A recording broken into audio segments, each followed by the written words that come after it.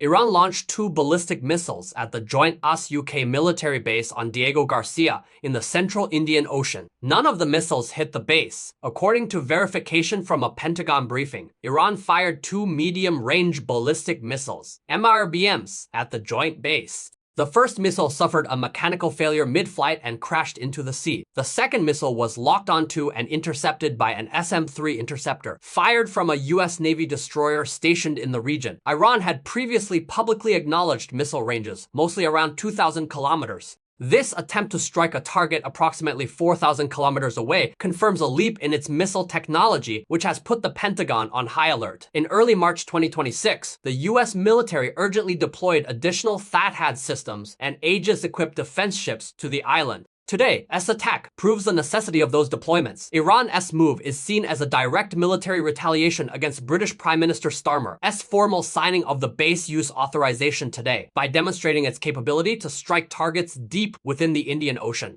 Iran intends to warn the UK and its allies that no US rear base is safe. Military experts pointed out that the launch likely involved an improved version of the Khorramshahr series. While accuracy and stability remain to be seen, the expanded range coverage is now a reality. The US military has long viewed Diego Garcia as an absolutely secure strategic logistics hub for housing B-2 and B-52 strategic bombers. The Islamic Revolutionary Guard Corps stated that it launched its 70th wave of airstrikes against more than 55 US and Israeli targets across West Asia. The IRGC declared, "We will strike any source of aggression that violates our territory and national sovereignty, and the intensity of the strikes will exceed all previous actions." This multi-layered attack utilized multi-warhead ballistic missiles, including the Khaibar, Shekan-4, EMAD, and Qatar, coordinated with a large number of suicide drones. Among them, the new multi-warhead missiles are reportedly designed to bypass existing US and Israeli air defense calculation systems. Iran claimed the strikes caused fires at multiple US bases and successfully breached the Israeli air defense network. US Central Command acknowledged damage to 17 US facilities, but emphasized that the interception rate remains very high. Israeli authorities reported air defense sirens sounding in Tel Aviv and Haifa,